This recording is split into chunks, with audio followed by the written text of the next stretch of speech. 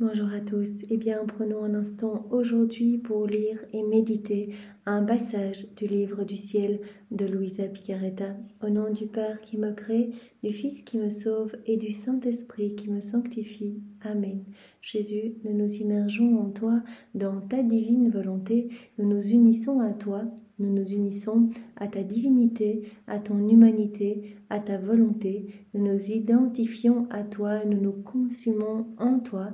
En toi, nous perdons le rien, le néant que nous sommes. Nous fusionnons nos volontés dans la tienne, nous les fondons dans la tienne. Nous te faisons, Jésus, l'offrande de nos volontés pour que tu t'en serves comme champ d'action, comme terrain de jeu. Nous te demandons, Jésus, de poursuivre ton œuvre de création dans nos âmes. Nous nous perdons en toi.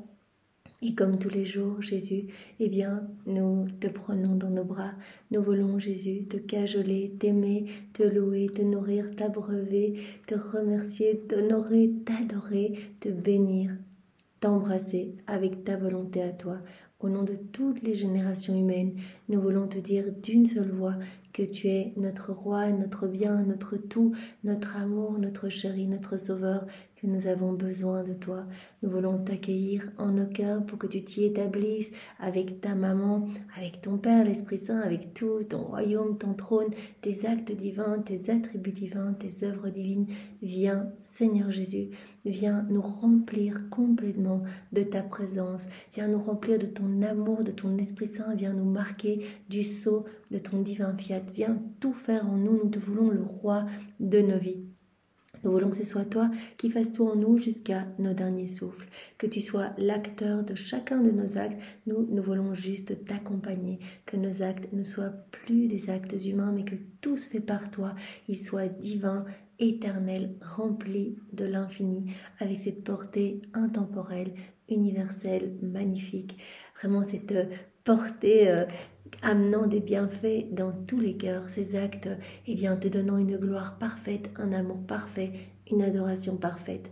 Aussi, Seigneur, viens nettoyer nos cœurs, viens les ennoblir, les sanctifier, viens les décaper, viens retirer de nos cœurs tout ce qui te chagrine, tout ce qui résulte de nos volontés propres. Arrache toutes ces mauvaises herbes, ces mauvaises ronces et recrée cet espace indispensable pour que ta divine volonté puisse s'y déployer, qu'elle puisse y avoir son empire, sa souveraineté, qu'elle puisse œuvrer, agir et opérer librement à partir de chacune de nos humanités. Seigneur, comme tous les jours, nous t'offrons tout ce qui forme notre vie. Tu avais dit à Louisa, ne garde rien pour toi, offre-moi tout. Et donc tu t'adressais à nous à travers la personne de Louisa. C'est ce que nous voulons faire, Seigneur. Nous voulons tout te donner, nos émotions, nos désirs, nos pensées, nos affections, nos faiblesses, nos misères, nos intelligences, nos volontés, bien sûr. Sers-toi de tout comme fondation pour établir ton royaume. Nous voulons être de bons instruments entre tes mains, complètement abandonnés entre tes bras et travailler continuellement à l'avènement de ton royaume, puisque nous savons que par chacun de nos actes faits en union avec toi, eh bien, nous facilitons l'accès à ton royaume pour d'autres âmes. Nous créons de nouvelles voies ou de nouveaux escaliers, les images que tu nous avais montrées, permettant à d'autres âmes eh bien, de revenir à toi ou se disposer pour accueillir ce don de la vie dans la divine volonté. Donc nous travaillons vraiment à rendre les cœurs meilleurs et qu'ils puissent s'ouvrir à accueillir cette inséparabilité avec toi. Donc c'est vraiment très très beau. Nous voulons être ces instruments, Seigneur, vraiment utilise nos vies. Nous ne voulons pas que nos vies soient des accumulations de pertes de temps plongées dans le monde. Nous avons vraiment que cette vie pour t'aimer, pour te glorifier et pour vraiment, avec toi, travailler à l'avènement de ce royaume d'amour sur la terre, ce royaume où tous les hommes seront heureux, seront propriétaires de tout, seront debout, seront revêtus de ce vêtement royal. C'est ce que nous espérons, Seigneur. Tu nous l'as promis, tu nous as promis le triomphe du royaume de ta divine volonté, puisqu'en toi, il n'y a pas de temps, il n'y a pas de passé, il n'y a pas de futur. Tout se trouve dans l'éternel présent, dans cet acte incessant, primordial, continuel. Et donc, voilà, tu nous as dit, moi, dans ma divine volonté, il y a le triomphe.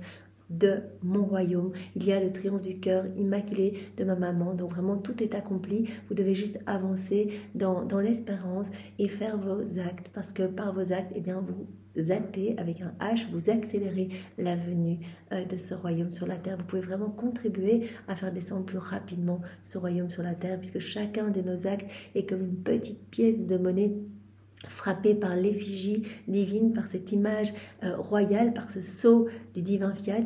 Et tous ces actes eh bien, sont amenés par nos anges gardiens, par toute la cour céleste. Donc ces actes divins sont amenés eh bien, comme des acomptes, des avances, pour que ce royaume descende, non seulement s'établisse dans notre cœur, mais aussi dans tous les cœurs. Donc vraiment, ces actes sont amenés à la place la plus haute, à la place royale dans le ciel, par les voies royales. Ces actes sont déposés dans les trésors royaux et nous attendent, nous en avons la propriété, ils nous attendent et vraiment voilà, on paye ces petites avances, ces petits acomptes pour que vraiment Dieu se laisse toucher par ces actes et qu'il y ait à chaque fois ce renouvellement de son amour, ce redoublement de son amour, non seulement sur nous, ce déversement d'amour spécial, non seulement sur nous, mais aussi dans tous les cœurs, et que tous puissent vraiment accueillir ce don que Dieu veut faire à chacun de ses enfants.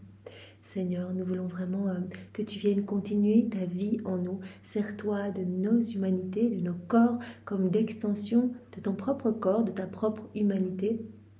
Viens, Seigneur Jésus, utilise nos mains, nous te les donnons, viens sanctifier tous nos actes, viens regarder à travers nos yeux, parler à travers nos lèvres, viens respirer dans nos respirations, écouter à travers nos oreilles, penser à travers chacune de nos pensées, viens diviniser chacun de nos pas, viens nous spiritualiser complètement, viens faire battre nos cœurs, que ce soit ton Sacré-Cœur qui palpite dans le nôtre. Et nous avons vu dans une des heures de la Passion, justement celle de la scène légale où Jésus prend Saint Jean sur son cœur et il voit en la personne de Saint Jean eh bien toutes les âmes qui vont être sauvées. Et puis en face de lui il y a Judas qui est tout dur, tout fermé, qui refuse eh bien de s'abandonner, d'accueillir les grâces. Il voit en la personne de Judas toutes les âmes qui vont se perdre et il invite Saint Jean à se reposer sur son cœur. Et vraiment Saint Jean peut entendre vraiment les douces harmonies de ces palpitations divines et être déjà dans les joies célestes. Donc vraiment nous invitons Jésus à faire palpiter nos cœurs, vraiment que ce soit son Sacré-Cœur. Et il disait à Saint Jean, ou c'était dans la réflexion, Louisa qui remarquait que chacune de ces palpitations du cœur de Jésus, eh bien vraiment se répercuter partout en fait. C'est vraiment comme un flot d'amour, comme des je t'aime qui partent inonder tous les cœurs. Donc on peut imaginer voilà, le cœur de Jésus qui bat dans le nôtre. Et bien, il y a vraiment des retombées dans chaque cœur. Chaque palpitation est vraiment un chant mélodieux, un chant d'amour qui apaise les âmes tristes, les âmes désespérées et qui vient vraiment préparer les cœurs à accueillir eh bien, ce cadeau si grand, ce prodige des prodiges, la vie dans la divine volonté. Alors sers-toi Seigneur, sers-toi de nous sommes tout offerts et nous voudrions vraiment, puisque l'intention change la finalité de l'acte, l'intention suffit, eh bien nous voudrions qu'à chacun de nos mouvements externes et internes, conscients, inconscients, donc chacun de nos battements de cils, nos battements de cœur, tu puisses recevoir ce chant d'amour, ce chant de louange, de bénédiction, d'adoration, de remerciement au nom de tous tes enfants. Donc vraiment c'est ce qu'on demande à Jésus, voilà, qu'à chacun de ces mouvements, vous imaginez les petits pas qu'on fait, les respirations, les paroles, voilà, et bien que Jésus reçoivent des milliards et des milliards de Jésus je t'aime, Jésus sois mon roi, Jésus je t'accueille, que ta volonté soit faite. Et vraiment Jésus, nous nous offrons en âme réparatrice pour toi, pour te donner continuellement les actes opposés aux offenses qui te blessent, qui blessent le cœur de ta maman. Nous voulons pallier à tous ces vides de tendresse, à toutes ces iniquités, ces méchancetés humaines, ces froideurs, ces indifférences, tous les péchés, eh bien, les sacrilèges, les blasphèmes, les péchés des hérétiques, des infidèles, des sectaires. Voilà, ces innombrables péchés qui t'assaillent, qui te blessent, qui vraiment voilà, te rendent triste. Eh bien, nous voulons, Seigneur, pallier à tous ces manques d'amour et te donner continuellement, au nom de toutes ces âmes, te donner eh bien, la gloire, l'amour, l'honneur, les adorations et les louanges que tu aurais dû recevoir des âmes si elles s'étaient conformées à tes grâces et étaient devenues toutes saintes. Te donner la gloire que tu aurais dû recevoir des âmes si elles n'avaient pas quitté ta divine volonté. Et nous voulons également te donner la gloire que tu aurais dû recevoir de toutes les âmes réprouvées malheureusement.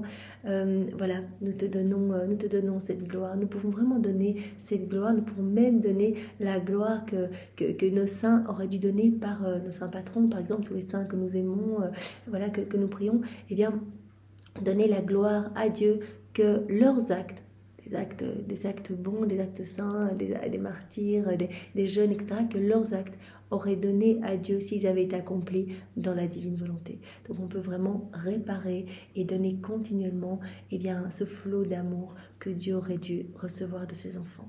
Nous rentrons comme ça à nouveau dans cette dynamique d'amour, nous réparons au nom de tous et nous apaisons par là même la justice divine.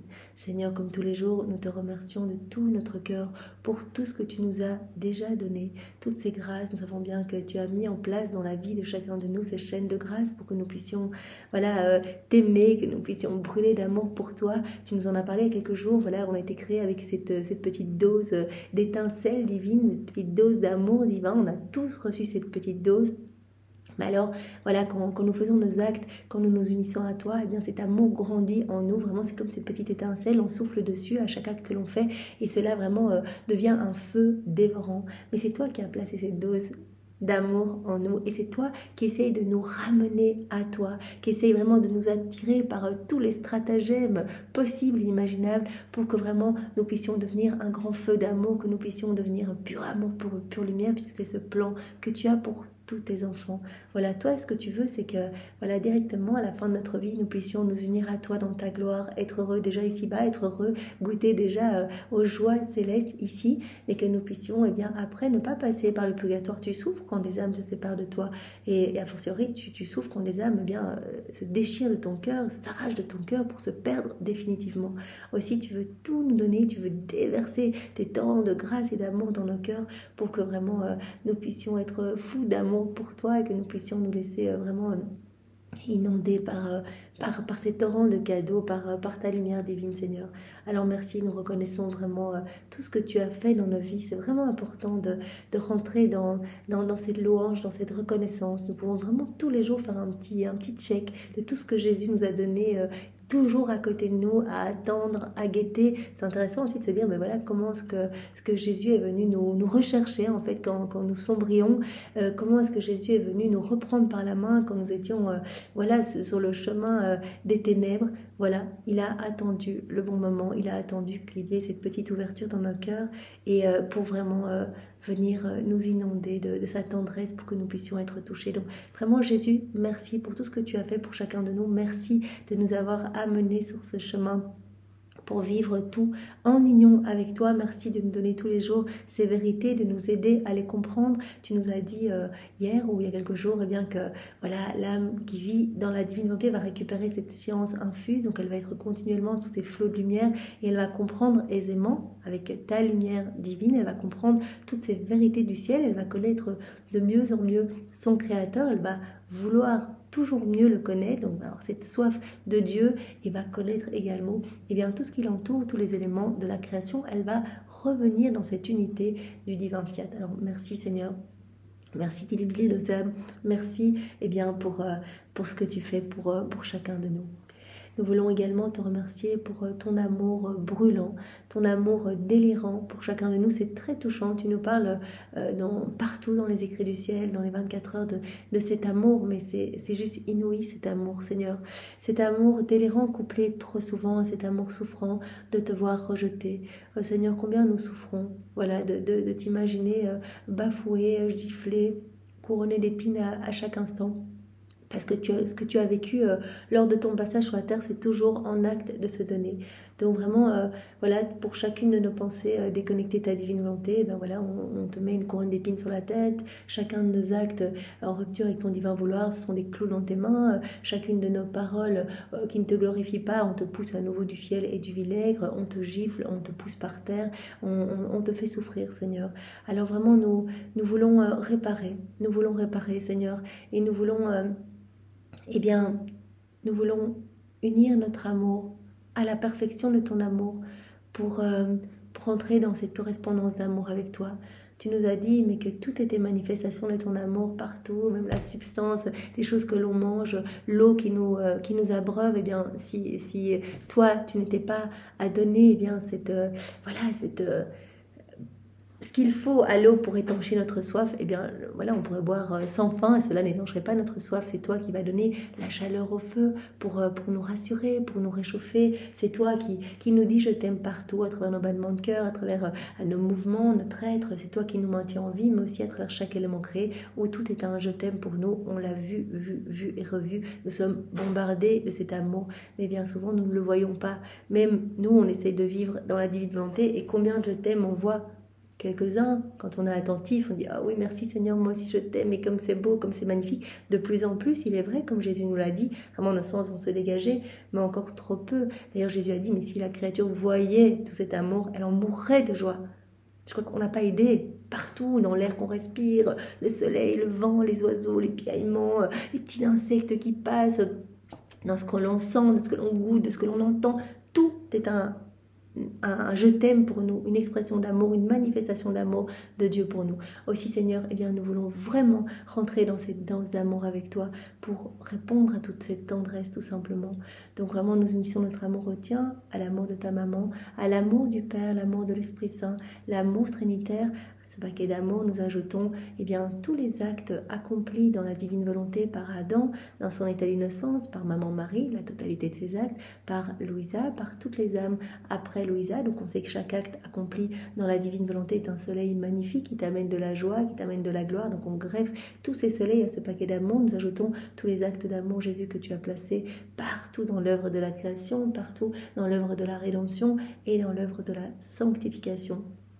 Nous ajoutons, Jésus, tous les actes d'amour des saints. Voilà, on les réactualise pour toi, pour qu'ils te donnent une joie nouvelle, une gloire nouvelle. Et voilà, nous plaçons cette boule d'amour partout dans l'œuvre de la création, sur chaque tige, chaque herbe, chaque feuille, chaque brindille, chaque plante, chaque fleur, chaque grain de sable, chaque grain de poussière, chaque semence, tout ce que ces semences vont produire, tout ce que la terre comprend, chaque atome de terre, chaque molécule d'air, chaque particule de lumière sur le soleil, sur ses rayons, ce que ces rayons vont toucher, les étoiles, leurs sentiments, les planètes, les galaxies, la lune, dans les plaines, les vallées, les montagnes, chaque goutte d'eau, chaque insecte animal, chaque coquillage, chaque caillou, chaque minéraux, chaque algue, voilà, sur les volcans, voilà, partout on inonde, on sature, Seigneur, si on oublie un endroit, voilà, toi tu connais notre intention, que tout soit rempli, que tout résonne de cet amour pour toi, que vraiment tout chante de l'amour pour toi sur la terre et dans le ciel. Et de manière continuelle, puisque vraiment on le fait dans la divine volonté, on veut que ces chants mélodieux ne s'arrêtent jamais, Seigneur, que tu puisses en être heureux. Voilà, et partout nous te demandons l'avènement du royaume de la divine volonté, partout nous te demandons que toutes les âmes puissent être sauvées, que tu puisses reprendre ta place d'amour, ta place d'honneur au milieu de tes enfants, que tous puissent te reconnaître, Seigneur. Nous t'offrons vraiment, en gage de notre amour pour toi, l'immensité des cieux. Nous t'offrons ton immutabilité, nous t'offrons tous tes attributs divins, nous t'offrons voilà, ton humilité qui se trouve cachée dans la terre, ta pureté cachée dans l'eau, nous t'offrons ta lumière dans le soleil, ta force dans le vent, ta puissance dans les vagues. Voilà, nous t'adorons, Seigneur, avec le sentiment des étoiles. Tu as dit à Louisa, quand tu fais cela avec les éléments créés, tu ne m'offres pas les éléments. Voilà, tu viens pas m'amener juste les étoiles. Tu m'offres ma divine volonté qui veut et qui agit dans ces éléments. Donc cela me fait immensément plaisir.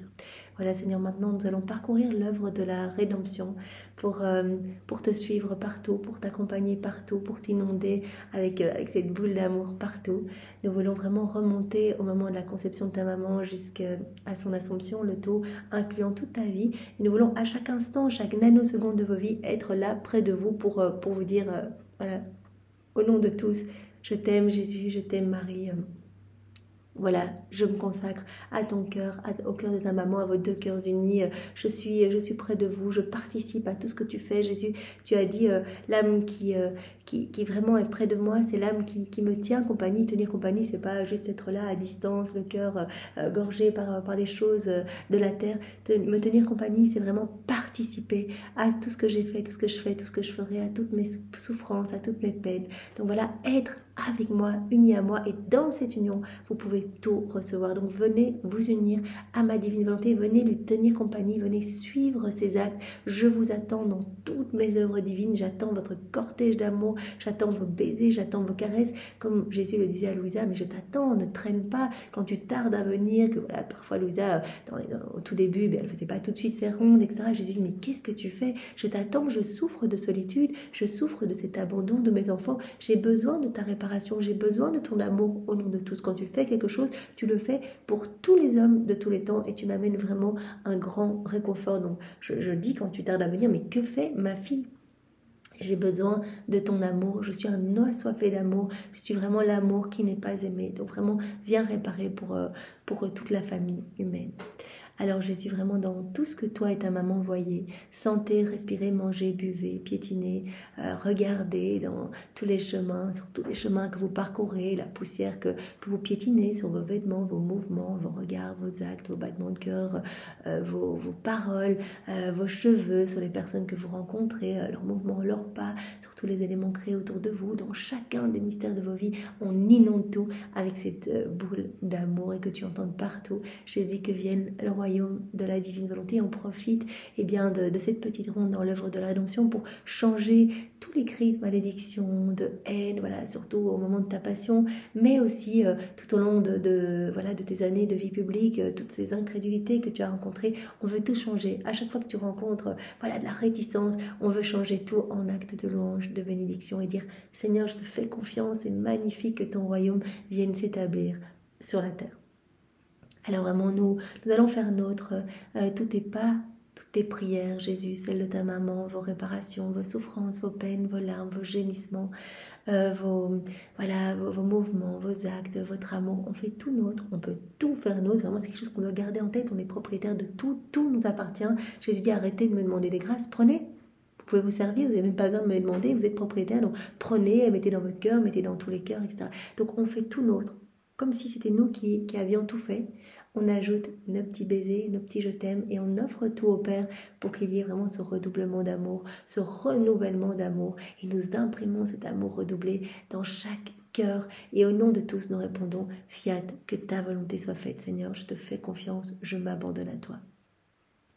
Alors maintenant, nous allons parcourir tous les sacrements pour entrer dans cette dynamique d'amour avec toi, pour accueillir tous les fruits que tu veux nous donner dans ces sacrements, et bien souvent ces fruits qui sont rejetés, qui ne sont pas accueillis parce que les âmes sont froides, hermétiques, sont mal disposées. Alors Seigneur, nous rentrons dans cet échange d'amour avec toi, dans le sacrement du baptême. Nous accueillons tout ce que tu veux donner dans ce sacrement, voilà, tout cet amour. Nous l'accueillons, nous nous laissons remplir par cet amour, nous le répandons dans chaque cœur et nous te remercions au nom de tous. Nous faisons de même pour le sacrement de la confirmation, le sacrement du mariage, de l'ordre des malades, le sacrement de la réconciliation et bien sûr le Saint-Sacrement, c'est tellement important, il y a tellement d'offenses dans ce sacrement, des hosties qui tombent par terre, qui sont piétinées, des gouttes du sang du Christ qui tombent, etc. Des personnes qui communient mais tellement distraites, tellement ailleurs et à la messe de Noël, des personnes qui viennent une fois par an en état de péché mortel, qui ne sont plus confessées depuis une éternité et qui ne sont pas du tout dans ce désir de cette rencontre, de cette union avec Jésus. Jésus, il attend, il se réjouit de nous rencontrer, il se réjouit de venir dans nos cœurs pour nous brûler de son amour, pour tout nous donner, pour former sa vie en nous. Et quelle souffrance quand il rentre. Non seulement il doit reposer sur des langues mordantes, des langues vraiment qui jugent, qui sont gorgées des choses ici-bas, mais c'est pire encore quand il descend dans les cœurs, où il dit, mais c'est pire bien souvent que les eaux putrides, dans lesquels on m'a jeté pendant ma passion, les eaux du Cédron, en fait, c'était les égouts de la ville. Donc il dit, je descends dans des cœurs froids, des cœurs où l'odeur est nauséabonde, je me sens mal, personne ne me parle et je suis contrainte d'attendre jusqu'à m'enchaîner, je peux rien faire, moi je suis là, les bras chargés de cadeaux, j'ai des grâces pour chacun de vous, je peux pas. Voilà, parce que les âmes ne s'unissent pas à moi, je ne peux pas donner. Et donc, je souffre, mais combien je souffre. Je suis contrainte de m'éloigner. Voilà, j'attends la consommation des espèces. Et puis après 15 minutes environ, je pars et je laisse juste la trace de mes larmes. Mais combien c'est bouleversant. Alors Seigneur, nous voulons vraiment que ce sacrement puisse produire les fruits que tu souhaites, les effets que tu souhaites. aussi Jésus, eh bien,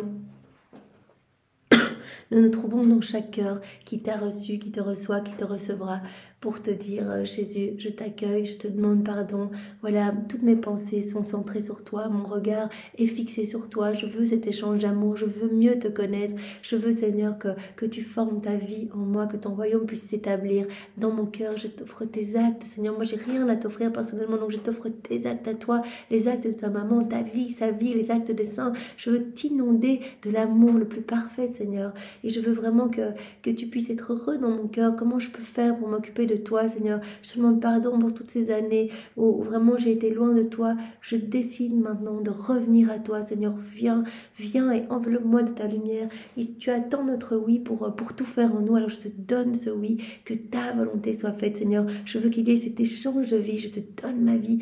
Occupe-toi de toutes mes misères, de toutes mes faiblesses, de mes petites préoccupations. Et moi, ce que je veux, c'est ne m'occuper que de toi, que de tes affaires, que de ta vie, Seigneur. Qu'il y ait vraiment cet échange de volonté, cet échange de cœur, cet échange de vie, Seigneur. Je te veux pleinement à l'œuvre en moi. Je veux que tu prennes pleine possession de tout mon être, que ta divine volonté soit pleinement souveraine, œuvrante à partir de mon humanité. Donc vous voyez, on le dit à la place de toutes ces personnes qui ont communié, qui communiquent, communieront, pour qu'il se passe quelque chose, qu'il y ait vraiment ce flot d'amour, que Jésus se sente accueilli dans chaque cœur. Et nous pouvons, avant de communier, eh bien voilà, comme Jésus l'a enseigné à Louisa, eh bien nous pouvons prendre l'eau avec laquelle Jésus a nettoyé les pieds de ses apôtres lors de la dernière scène.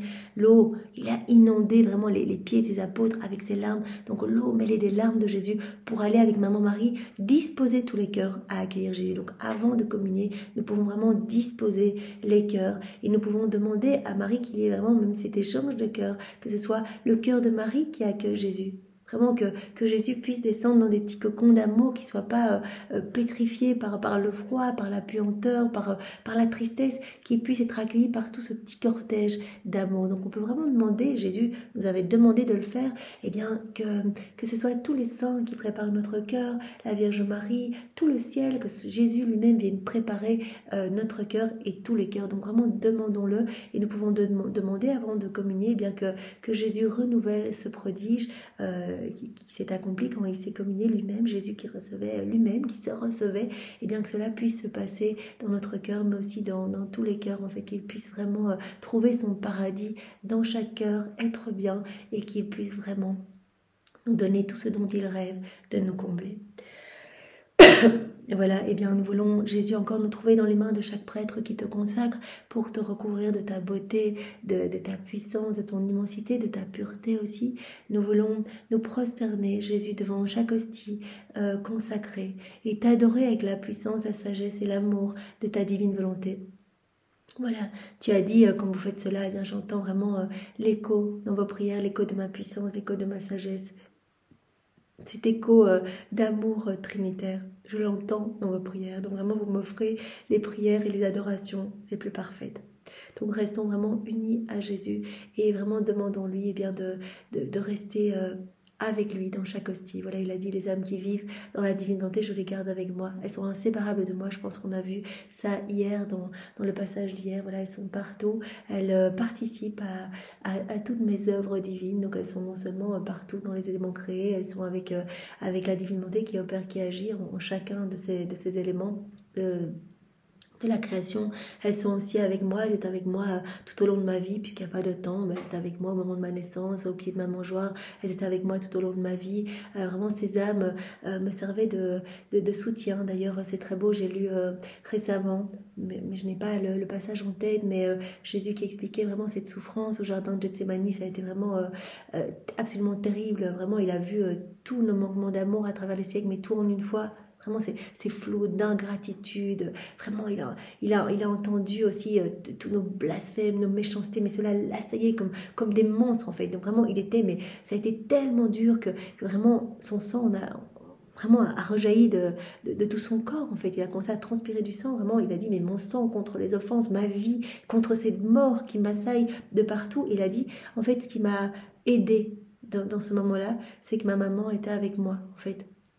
son cœur inséparable du mien, puisque vraiment, voilà, une unique divine volonté qui nous animait l'un et l'autre, eh bien, elle était toujours avec moi, même quand elle n'était pas présente physiquement à côté de moi, elle était là. Et aussi, les âmes vivantes dans la divine volonté. Donc, il a dit, Louisa, je t'ai vu, tu étais mon support à ma gauche, ma maman était à ma droite, et vraiment, c'est vous deux, et toi, Louisa, à travers toi, eh bien, j'ai vu toutes les âmes qui allaient vivre après toi dans la divine volonté. Donc, vraiment, il y avait toute cette petite chaîne d'âmes, vraiment, qui portait Jésus, et il a dit mais je serais mort en fait si j'avais pas eu ces deux appuis. Donc vraiment ma maman et toi Louisa et toi qui es la chef de file, bah, tous les âmes à ta suite, eh bien vous m'avez aidé à me relever, à tout supporter, vous m'avez entouré d'amour, vous avez séché les gouttes de mon sang, vous m'avez embrassé, vous m'avez consolé, et vraiment j'ai pu lire aussi dans les révélations données à Anne-Catherine Emmerich. Voilà que Jésus a vu aussi, ce qu'il a aidé aussi, c'est voilà, il a vu eh bien toutes les âmes des larmes en fait qui attendaient, qui se réjouissaient de ce moment, et il a vu aussi eh bien tous les saints à travers les siècles. Jésus, bien sûr, puisque voilà, il a cette omniscience, cette omniclairvoyance, il a vu aussi tous les saints recouverts des attributs de sa passion, les insignes de sa passion, voilà, les saintes, voilà, les passionnatistes, voilà, il a vu les saintes, les saints avec des stigmates, etc. Et donc ça lui a donné un courage énorme aussi. Il a dit surtout, ce qui m'a aidé à me relever, eh bien, vraiment, c'était ma maman.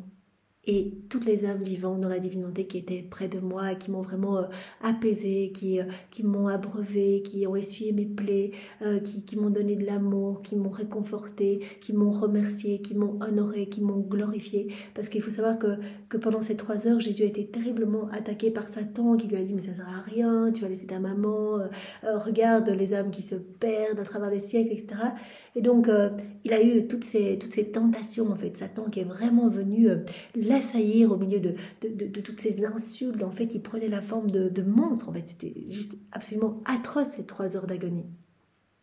Et donc, tout au long de sa vie, tout au long de sa passion, les âmes vivantes dans la divine volonté étaient près de lui. Donc, c'est très beau. Donc, nous pouvons vraiment nous dire que voilà, Jésus a besoin de notre réconfort et vraiment nous prend comme ces petites sentinelles d'amour. Alors Jésus, je te demande maintenant de disposer nos cœurs, de disposer nos intelligences pour que nous puissions comprendre les 2 passages que tu vas nous donner, un en guise d'introduction et celui du volume 34, que nous puissions les accueillir avec ta sagesse, ta compréhension à toi. Vraiment, viens infuser ta sagesse en nous. Viens nous entourer de ta lumière, donne-nous ton cœur à toi et viens réceptionner tous ces mots bénis qui sont les tiens, réceptionner et grave-les dans toutes nos cellules, que nous puissions vraiment nous en délecter et que ces mots qui sont les tiens eh bien, puissent prendre vie en nous, que ces vérités puissent prendre vie en nous, que nous puissions les mettre en pratique. Il n'y a que dans cette mise en pratique que toi tu peux nous inonder de cadeaux, que tu peux à chaque fois dilater nos cœurs pour nous donner plus de ton amour. Tu nous appelles vraiment à cette mise en pratique. Alors Seigneur, merci pour toutes ces vérités qui ont cette vertu illuminatrice, transformatrice, créatrice, donc quelque chose se crée dans notre âme à chaque fois que nous accueillons ces vérités, et au plus nous les mâchonnons, nous les reméditons, au plus eh bien notre cœur, notre âme devient malléable entre tes mains, Jésus. Donc c'est vraiment important, tu nous l'as dit, voilà, je vous ai donné autant de vérités. Le nombre de vérités a été établi par nous de toute éternité. Donc vraiment, je vous en ai donné autant pour que toute votre vie, vous puissiez être occupés à les relire. Il y aurait eu juste un petit volume. On l'aurait lu une fois, peut-être une 2e fois, une 10e fois. Et puis voilà, on se serait peut-être un petit peu lassé. Ici, c'est immense, c'est vaste. On ne se lasse pas, on retourne dedans. À chaque fois, on est abreuvé, on reçoit vraiment de nouvelles lumières, même si on a l'impression qu'on a déjà lu 20 fois cette vérité. À chaque fois, on reçoit quelque chose de nouveau. Vraiment, Jésus procède à cette purification de notre âme comme un oignon. Il retire vraiment les couches et donc il nous appelle à cette constance et à cette mise en pratique, vraiment à cet abandon, cette constance et à cette cette confiance. En fait, vraiment c'est la clé de la vie dans la divine volonté. Seigneur, je m'abandonne à toi, c'est toi qui va faire tout en moi. J'accueille tout comme venant de tes mains divines. Alors appelons l'Esprit Saint, viens, par la puissante intercession du cœur immaculé de Marie, ton épouse bien-aimée. Viens, Esprit Saint, viens, par la puissante intercession du cœur immaculé de Marie, ton épouse bien-aimée. Viens, Esprit d'amour, Esprit de feu, Esprit de joie, Esprit de force, viens, par la puissante intercession du cœur immaculé de Marie, ton épouse bien-aimée. Alors aujourd'hui, Jésus nous donne ce passage du 18 septembre 1924 dans le volume 17, où il va, comme il fait référence dans de nombreux volumes, nous faire bien cette distinction entre l'âme qui fait la volonté de Dieu et l'âme qui vit dans la divine volonté, qui demande à la divine volonté de venir investir tous ses actes. C'est Louisa qui parle. Je m'interrogeais sur ce qui a été écrit concernant la vie dans la divine volonté et je priais Jésus de me donner plus de lumière pour que quand je suis dans l'obligation de le faire, je m'exprime plus clairement sur ce saint sujet. Voilà, parfois, Louisa, elle voit toutes les merveilles, tous les biens résultant de la vie dans la divine volonté, mais elle dit, mais c'est tellement immense, c'est tellement beau, c'est d'ordre divin, et donc je balbutie quand je dois en parler. C'est difficile pour moi de parler de toutes ces choses lumineuses, donc je te demande de l'aide, Jésus, vraiment, viens investir mes paroles, viens investir mes écrits pour que vraiment ce soit tes mots et non les miens. Quand je dois en parler autour de moi, eh bien que ce soit toi qui vienne vraiment t'emparer de mes lèvres, de ma bouche pour en parler, nous pouvons faire cette même demande à Jésus. Vraiment, viens, utilise notre humanité pour parler de cette merveilleuse nouvelle, pour annoncer cette merveilleuse nouvelle de la venue du royaume, de ta divine volonté. Jésus me dit, ma fille, ils ne veulent pas comprendre. Voilà, c'est un moment où Louisa essaie d'en parler, on ne comprend pas, ses écrits passent à droite à gauche, elle se retrouve à Messina, puis à Corato, etc. Elle sent vraiment un peu d'incrédulité. Et Jésus dit, ils ne comprennent pas, ils ne veulent pas comprendre. Vivre dans ma volonté, c'est régner. Parce que des personnes remettent en question, ils disent, mais non, mais ça, on a déjà parlé de ça, tous les saints qui font la volonté de Dieu, c'est la même chose. Jésus dit, non, il y a une énorme différence. Vivre dans la divine volonté, c'est être propriétaire de tout, c'est vraiment régner. Accomplir ma volonté, c'est être soumis à mes ordres. Le premier état consiste à posséder, le second à recevoir mes ordres et à les exécuter. Vivre dans la divine volonté, on possède tout, il y a une seule volonté unique avec Dieu, celle de Dieu, qui vient tout régir en nous, tandis que quand on fait la volonté de Dieu, il y a deux volontés distinctes, la nôtre et celle de Dieu. Donc vraiment, on fait ce que Dieu veut. Voilà ce que les saints ont fait jusqu'à Louisa. Eh bien, vraiment, ils se trouvaient comme au bord de cette mer de lumière. Voilà, Jésus dit toujours que la divine volonté, c'est cette grande mer de lumière, et faire la volonté de Dieu, c'est se trouver au bord. On n'est pas dedans, on est au bord. Et les saints, qu'est-ce qu'ils ont fait? Ils ont observé l'humanité de Jésus. Qu'est-ce que Jésus faisait? Il se dépouillait de tout, il vivait dans la pauvreté, dans l'amour, la charité, et ils ont essayé d'imiter. Donc, par exemple, Saint François s'est dépouillé de tout, etc. Ils ont imité l'humanité de Jésus. Voilà. Mais toujours avec leur volonté propre. Donc vraiment, ils ont fait la volonté de Dieu, mais il y a deux volontés distinctes. La volonté de Dieu, ce que Dieu veut, et ce qu'eux essayent de faire par l'exercice de vertu. Voilà, donc faire la volonté de Dieu, c'est recevoir mes ordres, c'est essayer de les exécuter. Celui qui vit dans ma volonté la fait sienne et en dispose. Tandis que l'âme qui vit dans la divine volonté, cette volonté, elle la possède. Elle possède la divine volonté comme vie. Celui qui a accompli ma volonté la voit comme la volonté de Dieu et non la sienne. Il n'en dispose pas à son gré, c'est deux volontés distinctes. Vivre dans ma volonté, c'est vivre avec une seule volonté, celle de Dieu. Et comme cette volonté est toute sainte, toute pure et toute paix, et qu'il n'y a qu'une seule volonté qui règne, il n'existe aucun conflit. Tout est paix, il n'y a pas ce conflit entre la volonté de Dieu, ce que Dieu veut, et ce que moi j'essaye de faire, j'essaye de faire ce que Dieu veut, mais en même temps j'ai toutes mes mauvaises passions, mes faiblesses. Ici c'est la volonté de Dieu que l'on possède. Donc il n'y a pas de conflit, c'est la volonté de Dieu qui va venir nous purifier. Voilà, Jésus dit, l'âme qui vit dans la divine volonté, voilà, on s'installe, présence réelle, trinitaire dans cette âme, et donc on ne va pas cohabiter avec le péché, donc vraiment tout va être harmonisé, tout va être ordonné dans cette âme. Voilà, on va venir vraiment sanctifier cette âme. Il n'y a pas ce conflit entre la volonté de Dieu, ce que Dieu veut, et moi ce que j'essaye de faire toute seule en me débattant par l'exercice de vertu. Il n'existe aucun conflit, tout est paix. D'ailleurs, c'est un signe que l'on vit dans la divine volonté. Tout est paix, tout s'harmonise. Et ce qu'on avait l'habitude de faire, mais même des actes pieux, saints, des dévotions, Jésus va venir mettre de l'ordre dans tout ça. Voilà, il dit, mais en fait, finalement, je te demande pas tout ça. Ce qui me fait plaisir, c'est que tu déroules ta vie dans ma volonté, c'est-à-dire que tu m'appelles dans tous tes actes. Ça, c'est magnifique. Et donc, toute ta vie va être prière, tes actes vont être divins, éternels. Donc il va venir mettre de l'ordre. C'est plus nous qui faisons des choses pour essayer de faire plaisir à Jésus. Oui, tout ce qu'on fait, c'est vraiment pour la gloire de Dieu, mais on le laisse agir en nous. Les passions humaines tremblent devant la suprême volonté. Voilà, une seule volonté qui régit tout. On possède la divine volonté comme vie quand on vit dans la divine volonté. Les passions humaines vont disparaître. Jésus nous l'a dit, il n'y a pas la place pour les craintes, les peurs, les doutes, pour les mauvaises tendances, les mauvaises passions. Tout ça va disparaître. Les passions humaines tremblent devant la suprême volonté. Toute cette lumière vient vraiment purifier notre âme. Elle cherche à se tenir loin d'elle. Elle n'ose même pas bouger ou s'opposer à elle parce qu'elle voit que le ciel et la terre tremblent devant elle. Comme première étape de la vie en elle, la divine volonté met l'ordre divin dans les profondeurs de l'âme. Donc tout s'ordonne dans l'âme qui vit dans la divine volonté. Et elle va vider, la divine volonté va vider l'âme de tout ce qu'il y a d'humain. Donc voilà, comme on dit en prière préalable, voilà, recréer ce vide. Chaque fois qu'on fait un acte, on autorise Jésus de retirer quelque chose de profondément humain en nous.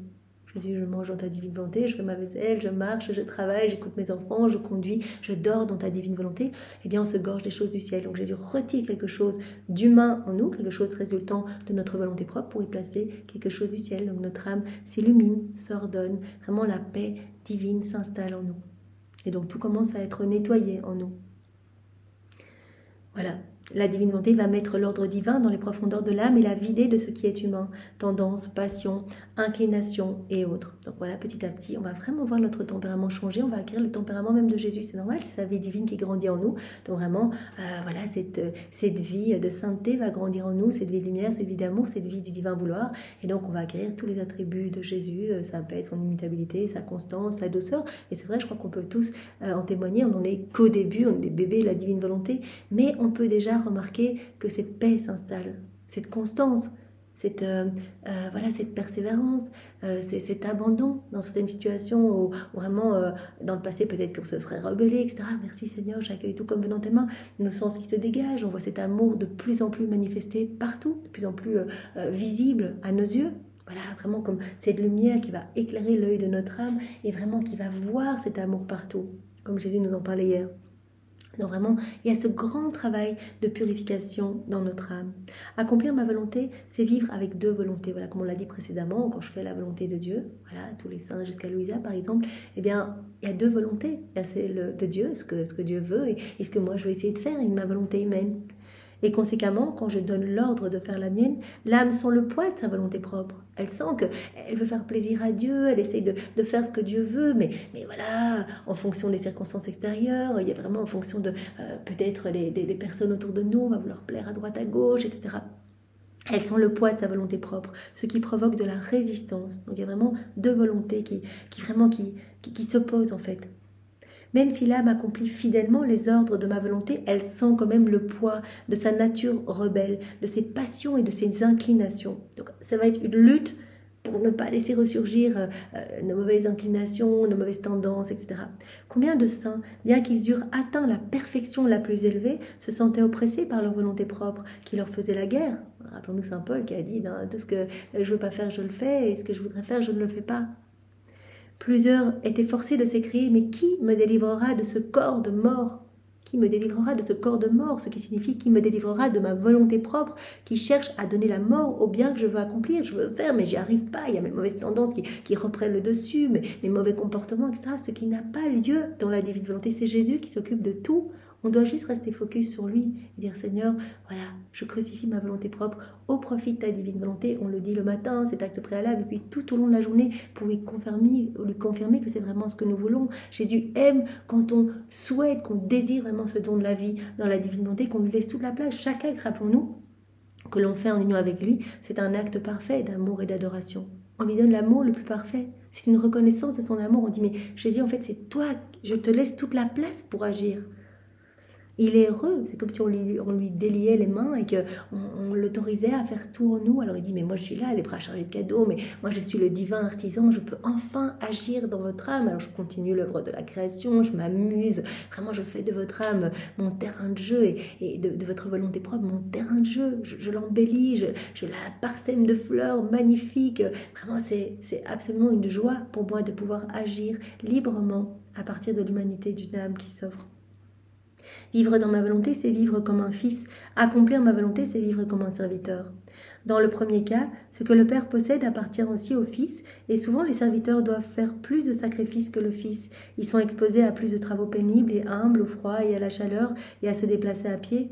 Qu'est-ce que mes saints n'ont pas fait pour obéir aux ordres de ma volonté? Jésus dit, quand vous vivez dans la divinité, tout est facile, il n'y a même pas de grands sacrifices à faire, c'est juste vraiment ce petit martyr de l'attention, Seigneur, voilà, allez, dans chacun de mes actes, c'est toi, c'est pas moi, c'est toi. Donc vraiment, je veux regarder autour de moi les vitrines, le shopping, les magasins. Non, Seigneur, cela ne te glorifie pas. J'unis mes yeux aux tiens, sanctifie tous mes regards, c'est toi qui regardes à travers mes yeux et qui imprime le sceau de ton amour. Je veux juste que mes regards servent à ta gloire. Voilà, je veux glisser dans des conversations, c'est si facile de glisser, des cancans à droite à gauche, des jugements sur telle personne, des ricanements sur telle autre, etc.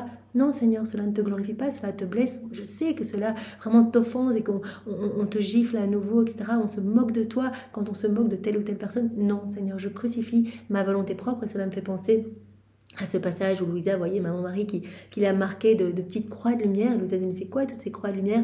Et Maman Marie, eh bien, au moment où elle la signait, elle disait, eh bien, annihilation de toutes tes pensées humaines au profit des pensées divines, annihilation de toutes tes paroles humaines au profit des paroles divines, annihilation de crucifixion de tous tes actes humains au profit des actes divins. Tu vas laisser mon Fils vivre en toi, tu vas laisser sa divine volonté se déployer à partir de ton aide. Donc vraiment imaginons, demandons à Marie de nous marquer de ces croix de lumière, que nous puissions être des humanités toutes offertes.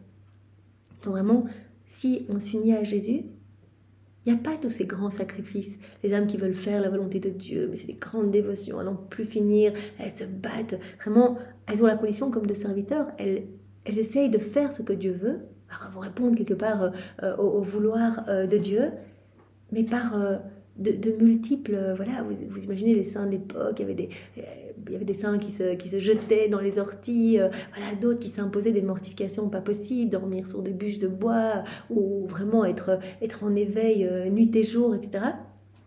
Jésus ne demande pas cela, il nous dit juste, voilà, dans la divine volonté, je vous rendrai saint, mais cette sainteté royale, ma sainteté à moi, juste restez attentifs à vous unir à moi dans votre quotidien, là où je vous ai placé. Vous avez la condition de fils, je vous donne tout, vous êtes propriétaire de tout, vous pouvez vous servir de tout, vous êtes inondé continuellement de ma lumière, le ciel s'ouvre sur l'âme qui vit dans la divine volonté, elle reçoit des torrents de grâce, de bénédiction à chaque instant, mais vous avez juste ce petit effort à faire de m'appeler dans chacun de vos actes.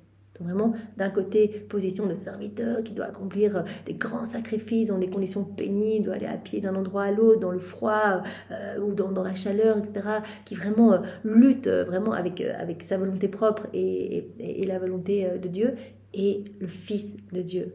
Tout lui est donné. Il doit juste rester près de son Père, le cajoler, l'aimer, l'embrasser, le consoler, etc. Qu'est-ce que mes saints n'ont pas fait pour obéir aux ordres de ma volonté?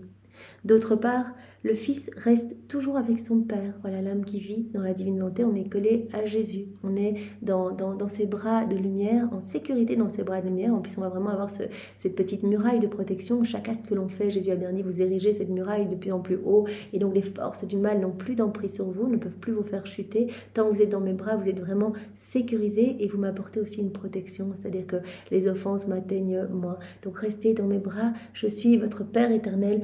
Revenez là où vous devez être. C'est dans mes bras, dans mon cœur, pour que je puisse vous brûler, vous consumer de mon amour. C'est-à-dire que mon amour va rejaillir de toute votre humanité. Ma lumière va rejaillir de votre personne et va apporter des bienfaits dans tous les cœurs. Donc, vous êtes mon enfant, je vous donne tout, je partage tout avec vous. Il n'y a pas mes choses, tes choses, mes propriétés, tes propriétés.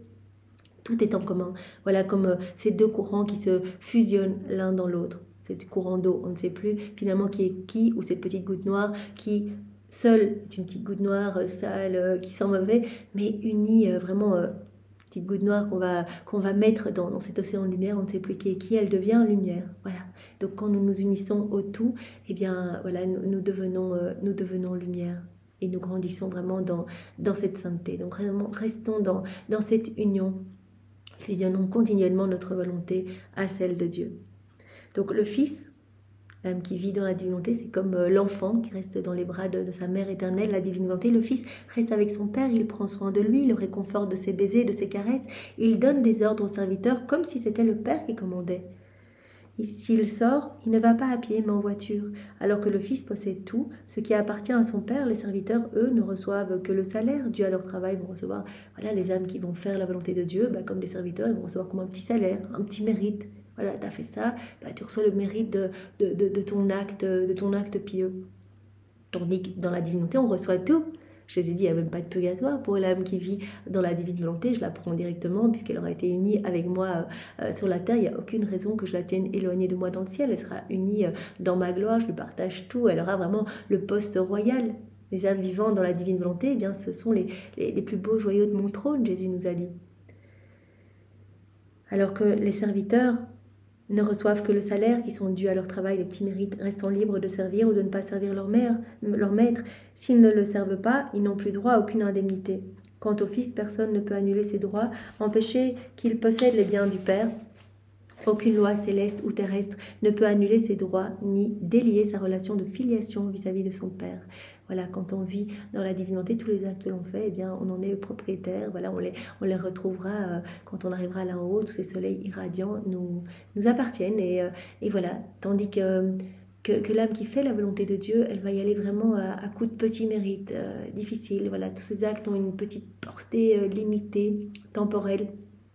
Vous imaginez les mérites, les actes accomplis dans la divinité, c'est Jésus qui agit en nous. Donc, il y a des milliers d'âmes sauvées à chaque fois. Et Jésus dit, quand vous arriverez dans le ciel, vous verrez tous les âmes sauvées. Donc, moi, j'imagine, on va arriver et Jésus va dire, mais merci pour les 10 000 âmes qui ont été sauvées là. Quand Jésus, tu te rappelles la fois où tu as ratissé le jardin dans la divine volonté. Regarde toutes les âmes qui sont revenues à moi. Et regarde là, les 10 000 âmes qui sont revenues... quand tu as médité une heure de la passion en union avec moi, que tu t'es uni à toutes mes peines, mes réparations, mes souffrances, mes larmes. J'ai revécu à travers toi bien, cette heure de ma passion et donc tous les fruits attachés à cette heure ont été distribués dans tous les cœurs. Et là, regarde, quand tu as bu ce verre d'eau dans la divine volonté, il y a eu 1000 âmes qui vraiment se sont disposées, qui se sont repenties, qui sont retournées à l'église, etc. Donc c'est juste inimaginable. Voilà, ma fille, la vie dans ma volonté est celle qui s'apparente le plus à la vie des bienheureux dans le ciel. Voilà, donc vraiment on a déjà la vie du ciel ici-bas sur la terre. Elle est aussi distante de la vie de ceux qui accomplissent ma volonté et sont fidèlement soumis à mes ordres que le ciel est distant de la terre. Donc entre l'âme qui vit dans la divine volonté et l'âme qui fait la volonté de Dieu, il y a une distance qui est aussi grande qu'entre le ciel et la terre, qu'entre le Fils et le serviteur, ou entre le roi et ses sujets. C'est un cadeau que je veux accorder en des temps si tristes, que l'on ne fasse pas seulement ma volonté, mais qu'on la possède. Je veux donner ma divine volonté comme vie. C'est notre plan de toute éternité. Adam était complètement heureux avec la divine volonté comme vie, comme narratrice de l'amour de Dieu partout pour lui. Il voyait cet amour, il répondait, il avait la science infuse, il avait cet acte croissant pour, par chacun de ses actes, grandir davantage dans cette ressemblance avec son Créateur. Tout se passait bien jusqu'à la chute d'Adam. Tous les maux que nous connaissons aujourd'hui, les vices, les iniquités, les méchancetés, résultent de cette rupture de la volonté humaine avec la divine volonté. Nous voulons refaire ce cadeau, maintenant c'est le temps, nous voulons que la créature ne fasse pas seulement notre volonté, mais qu'elle la possède, que ce soit notre divine volonté qui régisse tout en elle. Ne suis-je pas libre de donner ce que je veux, quand je le veux et à qui je veux ? Un maître ne peut-il pas dire à son serviteur, vis dans ma maison, mange, prends et commande, comme si tu étais moi-même ? Et pour s'assurer que personne ne puisse mettre en doute que ce serviteur possède les biens de son maître, celui-ci le reconnaît comme son fils et lui accorde le droit de possession. Jésus nous donne le droit de possession surtout. Dans la divine volonté, il nous donne ce droit de propriété. Rappelons-nous ces 3 prérogatives dont Jésus nous a parlé il y a quelques semaines. 3 prérogatives de l'âme qui vit dans la divine volonté. Tout est vie, en fait, tout ce qu'elle va faire va devenir vie divine, donc droit à la vie, droit de gloire, donc tout ce qu'elle fait va glorifier parfaitement la Trinité, et droit de propriété, c'est-à-dire qu'elle va vivre dans cette abondance complète, tout lui appartient. Donc cessons de demander à nos saints telle grâce, etc. Voilà, on peut prier nos saints, mais réjouissons-les, on a tout. Pourquoi leur demander des choses alors que tout nous appartient ? On a la source de tous les biens, de tous les bienfaits, on la possède, elle est à nous. Donc amenons-leur de la joie plutôt que leur demander quelque chose. On peut leur offrir toutes les messes, de la première à la dernière qui aura lieu. On leur offre ces messes, on leur offre tous les actes accomplis par Jésus. sa divine volonté, les actes accomplis par maman, par maman Marie dans sa divine volonté. On peut leur offrir les fruits des souffrances de Jésus et Marie. On peut, on peut tout faire en fait. On peut aller prendre les paroles de Jésus sur la croix, ce pardon qu'il a donné au bon larron et à ses ennemis. On place ce pardon dans chaque cœur. Les personnes autour de nous qui n'arrivent pas à pardonner, eh bien on place ce pardon. Et il va se passer quelque chose. On place la paix de Jésus dans chaque cœur. Vous voyez, au moment de la paix du Christ, on peut dire: Jésus, je prends tout ce qu'il y a dans ton cœur, tout m'appartient, et je viens répandre tout dans tous les cœurs, ton amour, ta puissance, ta sagesse, ta paix, Seigneur, que ta paix règne dans les cœurs, une semence de ta divine volonté pour que se forme ton royaume ici-bas. Vous voyez, donc on peut vraiment se servir de tout. Et on doit se servir de tout. Rappelez-vous cette prière que Marie a enseignée à Louisa en disant: mais voilà, cette prière est tellement puissante, tu peux te servir de tous les insignes de la passion de mon fils et t'en revêtir, cela touche le ciel. Donc tu te recouvres des plaies de Jésus, elles t'appartiennent. Tu peux vraiment placer dans tes mains les clous des mains de Jésus, dans tes pieds les clous des pieds de Jésus. Habille tout ton corps des plaies du corps de Jésus, ton côté de la plaie de son côté, ton visage des plaies de son visage, place sur ta tête la couronne d'épines de Jésus. Dans tes yeux, ses larmes, dans ta bouche, le fiel, le vinaigre. Prends sa croix sur ton épaule, tout t'appartient, et présente-toi comme ça, identifié à mon fils, au pied de l'Éternel. Et vraiment, Louisa l'avait fait avec maman Marie, elles étaient toutes les deux revêtues de ces insignes de la passion de Jésus, et elles étaient venues demander l'avènement du royaume de la divine volonté, et en fait, tout le ciel en était subjugué. Donc en fait, tout nous appartient, on se sert, on peut prendre les larmes de maman Marie pour aller nettoyer tous les cœurs, on peut offrir les prières de Marie comme si c'était les nôtres en fait, on peut reprendre sa douceur, la placer dans notre cœur, sa maternité qu'elle veut nous donner, on a accès à tout, donc on peut vraiment prendre la maternité de maman Marie pour aimer Jésus avec l'amour de sa maman. D'ailleurs, il le disait à Louisa: oh, quand tu fais ça, je suis tellement touchée, je sens vraiment l'amour de ma maman mêlé à l'amour de ma fille. En fait, et cela me fait tellement plaisir, voilà, quand on dit: Jésus, je t'aime avec l'amour de ta maman, je t'étreins, je t'embrasse. L'intention suffit. Donc c'est juste incroyable. On dit: Jésus, j'ai l'intention, tout au long de cette journée, à chaque clignement d'yeux, à chaque respiration, de t'inonder des baisers de ta maman. C'est fait, Jésus reçoit. Et cette journée, mais pas seulement cette journée, tout au long de ma vie, jusqu'à mon dernier souffle, c'est fait, Jésus reçoit. Et je reviens même dans le passé, je décroche tous les actes suspendus de ma vie pour que ma vie te glorifie. Et à chaque instant, je veux vraiment que tu reçoives de l'amour, de l'amour, de l'amour partout. Je mets des je t'aime pour toi, Jésus reçoit. Donc l'intention suffit, tout nous appartient, nous pouvons offrir ce que nous voulons au pied de la majesté, avec toujours cette intention que vienne l'avènement du royaume de la divine volonté. Voilà, donc Jésus a pris cet exemple. Voilà, un maître, un roi peut donner le droit de propriété, de possession à un de ses serviteurs, lui donner tout et lui dire: voilà, tu peux gérer toute la propriété, elle t'appartient comme elle m'appartient. Si un homme riche peut faire cela, combien plus je peux le faire moi-même? Je veux tout donner à mes enfants, retenez juste dans mes bras et vous allez vraiment récupérer ce poste royal. La vie dans ma volonté est le plus grand cadeau que je veux donner aux créatures. Ma bonté et ma générosité veulent toujours répandre plus d'amour sur les créatures. Donc Jésus veut nous donner, et vraiment c'est dans la divine volonté que son amour peut se déployer, peut se déverser en fait, parce que l'âme va être réceptive, va tout accueillir. Leur ayant tout donné, n'ayant plus rien d'autre à leur accorder pour être aimées d'elles, je veux leur offrir le cadeau de ma volonté, afin que la possédant, elles apprécient le grand bien dont elles disposent. Voilà, qu'elles puissent apprécier en fait. Voilà, qu'elles puissent voir leur vie se transformer. Voilà, comme cet enfant, si on ne lui parle pas du cadeau qu'il va recevoir, il va peut-être jouer 3 minutes, il va s'en lasser, mais son père qui lui parle tous les jours avant de lui donner de ce cadeau, c'est ce que Jésus fait. Il nous séduit par tous ses enseignements, il nous dit: mais ta vie qui va se transformer, regarde, tu peux déjà goûter un avant-goût du ciel maintenant, j'installe déjà la paix en toi, regarde tout ce que j'opère déjà en toi en te prêtant ma volonté, mais quand je vais te la donner, t'imagines? Qu'on puisse pleurer après ce cadeau, ne désirer que cela. Il aime qu'on apprécie la préciosité du don qu'il veut nous faire, du plus grand don qui soit, comme Jésus nous dit. Voilà, afin que la possédant, les âmes apprécient le grand bien dont elles disposent, propriétaires de tout, enfants de Dieu, revêtus de ce vêtement royal. Ne sois pas étonné si tu vois qu'ils ne comprennent pas. Pour comprendre, ils devront se disposer au plus grand des sacrifices, celui de ne pas donner vie, même dans les choses saintes, à leur propre volonté. Donc même dans les choses saintes. Donc, le Seigneur nous demande même d'abandonner nos petites habitudes pieuses. Voilà, parce que c'est encore régi par la volonté humaine. Voilà, il veut faire le grand nettoyage, c'est lui qui va nous guider. D'ailleurs, vraiment, je crois qu'on peut tous le remarquer, des choses qu'on avait l'habitude de faire, même des choses saintes. Eh bien, Jésus est venu nettoyer cela. Moi, il a complètement réorganisé les prières, voilà, j'essaie de faire les oraisons de Sainte Brigitte, etc. Et en fait, Oui, il m'a vraiment reguidée dans toutes mes prières pour ne demander que la vie dans la divine volonté. C'est le cadeau, les cadeaux. On ne va pas demander juste d'être, voilà, de recevoir telle ou telle grâce. On va demander ce cadeau de la vie dans la divine volonté parce qu'il y a tout. C'est le package complet. On va le demander pour nous, mais aussi pour tous les hommes de toutes les générations. Voilà. Voilà, et pour comprendre, il faut qu'il y ait voilà, ce dépouillement de notre volonté propre, en fait. Laisser la lumière de la divine volonté nous remplir. Sinon, on est vraiment dans cet aveuglement, c'est difficile. Ils sentiront alors la possession de ma volonté et expérimenteront ce que signifie vivre dans ma volonté. Quant à toi, sois attentive et ne sois pas ennuyée par les difficultés qu'ils te causent. Petit à petit, je ferai mon chemin afin de leur faire comprendre ce qu'est vivre dans ma volonté. Ne t'inquiète pas, je m'occupe de tout. Continue tes actes, tes rondes. Peut-être que nous, on se retrouve aussi face à des personnes un petit peu incrédules par rapport voilà, à tous ces enseignements, toutes ces vérités que Jésus nous donne dans les écrits du ciel.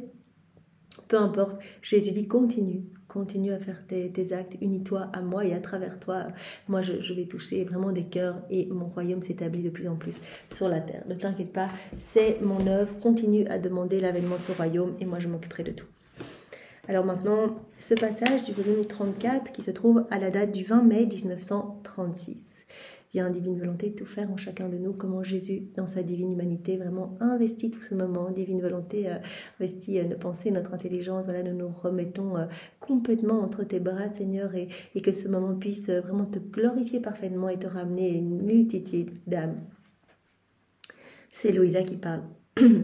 Mon pauvre esprit continuait à tourner dans les actes de la divine volonté et je me disais, quelle différence y a-t-il entre celle qui appelle la divine volonté dans ses actes et celle qui fait de bonnes œuvres sans l'avoir appelée. Donc vraiment à nouveau, voilà, cela rejoint ce passage vu en introduction, celle qui va appeler la divine volonté dans tous ses actes pour que la divine volonté régisse tout en elle, donc l'âme qui vit dans la divine volonté, et celle qui va faire de bons actes mais sans demander à la divine volonté de tout régir, celle qui va faire juste la volonté de Dieu.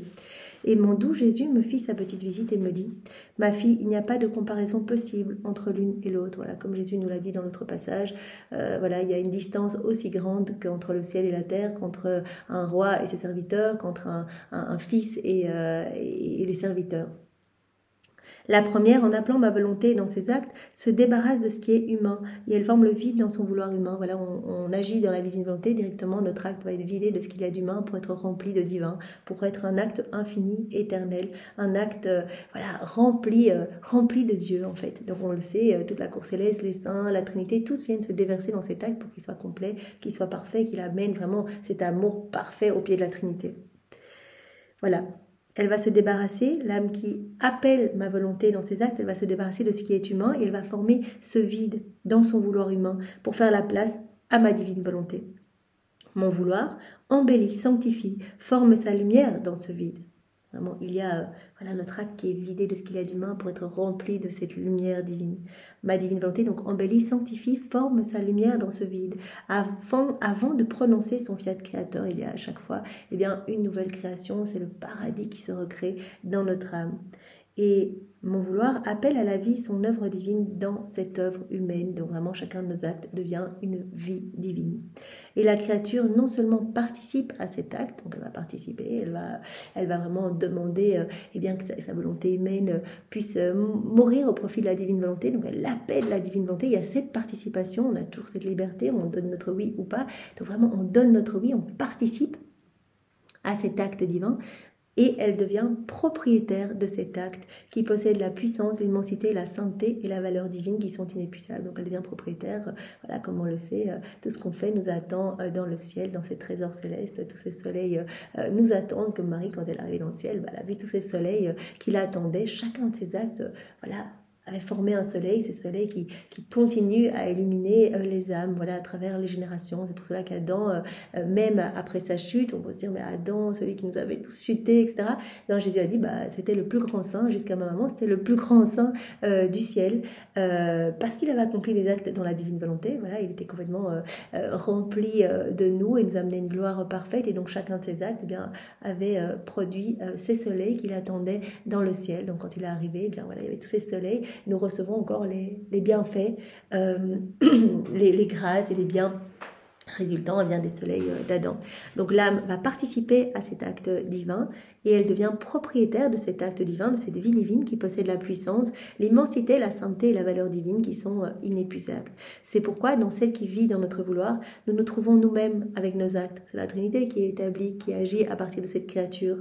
Nous nous trouvons nous-mêmes dans cette créature avec tous nos actes, ce sont des actes, nos actes à nous, des actes divins. Ces actes qui nous honorent, qui nous couronnent. Par contre, en l'âme, en celles qui font de bonnes œuvres, qui font juste notre volonté, sans être animées par notre vouloir, ce n'est pas nous-mêmes que nous trouvons. On n'est pas établi dans ces âmes. Mais nous trouvons dans ces âmes l'acte fini. Ce sont des actes humains avec une toute petite portée, ce ne sont pas des actes infinis. On ne se trouve pas nous-mêmes avec nos actes divins. Nous ne nous trouvons pas en elles. Nous trouvons l'acte fini de la créature. Et comme nous ne trouvons rien de nous dans ce qu'elles font, nous leur donnons le mérite comme paiement. Mais ce paiement n'est pas la propriété qu'elles peuvent toujours produire. Voilà, donc cela rejoint ce que Jésus nous a dit précédemment. Voilà, on va donner pour les âmes qui font notre volonté. Voilà, qui pratiquent toutes ces dévotions, ces actes pieux, on va donner un petit mérite à chaque fois qu'elles font quelque chose pour nous plaire, ça, on va leur donner un petit mérite. Mais ce paiement n'est pas la propriété qu'elles peuvent toujours produire. Voilà, tandis que l'âme qui vit dans la divine volonté, tout lui appartient, ses actes divins lui appartiennent, ses actes éternels lui appartiennent et ses actes sont incessants, ne s'arrêtent jamais. Donc vraiment vont toucher des âmes continuellement, elle a les mérites de toutes ces âmes sauvées, comme on l'a vu précédemment. C'est pourquoi ces créatures symbolisent, donc celles qui font la volonté de Dieu, symbolisent celles qui vivent au jour le jour, difficilement avec le paiement qu'elles reçoivent. Mais elles ne deviennent jamais riches. Elles ressentent toujours le besoin d'être payées pour leurs œuvres afin de pouvoir vivre. Il y a deux volontés, la leur et celle de Dieu, et elles essaient vraiment difficilement de faire la volonté de Dieu, d'acquérir tous ces mérites. Elles ne sont jamais riches, elles ressentent toujours le besoin de recevoir des grâces qu'elles demandent. Voilà, elles ressentent le besoin d'être payées pour leurs œuvres afin de pouvoir vivre. Et si elles ne travaillent pas, si vraiment elles rechutent, qu'elles arrêtent un jour de pratiquer leur mortification, leur vertu, etc., elles courent le risque de mourir de faim, c'est-à-dire de ne pas avoir la satisfaction du bien, la vie des vertus, mais elles risquent de ressentir la sordide misère de leur passion. Au contraire, pour l'âme qui vit dans notre vouloir, tout est abondance. Voilà, c'est vraiment l'âme qui vit dans la famille royale. Moi, j'aime vraiment cette phrase, Marie qui dit à toute la cour céleste, quand on fait un acte dans la divine volonté, venez vite, il y a quelqu'un de notre famille qui nous appelle. Allons nous déverser dans son acte. Donc, ils sont tous subjugués, tous les saints, les anges sont autour de nous, en train de dire, mais voilà, elle va faire un acte, allons vraiment l'entourer, etc. Et qu'est-ce qui va être créé dans cette âme? Parce qu'à chaque fois, il y a vraiment une nouvelle création, une nouvelle beauté dans notre âme, etc. Donc, ils sont tous émerveillés par ce qui est créé, ils se réjouissent tous parce qu'on acquiert de nouvelles béatitudes que l'on partage avec tout le ciel, etc. On fait partie de cette famille, on est l'amie, la sœur, la fille de tous les saints, de tout le ciel en fait. On est vraiment dans cette unité, non seulement avec les éléments créés, dans cette unité du divin vouloir, les éléments qui nous reconnaissent, puisque la divine volonté les régit et nous régit. Et on fait partie de cette famille divine en fait. Voilà, comme Jésus le disait, vous êtes sur la terre, mais vous êtes déjà citoyens du ciel en fait. Vous êtes déjà citoyens du ciel. Vous êtes comme, on existe sur la terre, mais vous êtes citoyens du ciel. Vous faites partie de cette famille, donc vous êtes dans l'abondance. En fait, tous vous entourent. Vous êtes les retrouvés de la création. A contrario, l'âme qui vit dans sa volonté propre, eh bien, Jésus nous avait dit, les âmes qui vivent dans leur volonté humaine sont un peu les perdues de la création. Elles avancent toutes seules, elles sont aveugles, elles butent partout, elles avancent à tâtons, personne ne les entoure. Elles ne sont pas du tout dans cette abondance. Elles doivent vraiment mendier grâce après grâce, etc. Tandis que quand on vit dans la divinité, tout nous appartient et tout nous est donné facilement, en fait. On peut voir vraiment la surabondance et la providence à l'œuvre à chaque instant. On sent bien qu'on est entouré par toute cette lumière et tout nous est donné. Tout nous appartient. C'est pour cela qu'on ne ressent plus, au plus on avance dans la divinité, on ressent moins ce besoin de demander des choses, des grâces pour nous. On se rend compte qu'on a tout. On va pas lui demander une petite grâce, s'il te plaît Jésus, tu peux me donner ça? On prend, on se sert, on la place dans notre cœur, on la place dans tous les cœurs, on demande pour tous l'avènement du royaume de la divine volonté. C'est la seule chose qu'on doit demander, que ce royaume s'établisse. Pour l'âme qui vit dans notre vouloir, tout est abondance. Nous lui disons nous-mêmes, prends ce que tu veux, et autant que tu peux prendre. Nous mettons à ta disposition toutes nos richesses, notre lumière et notre sainteté. Nous mettons à ta disposition notre amour, parce que ce qui est à nous est à toi.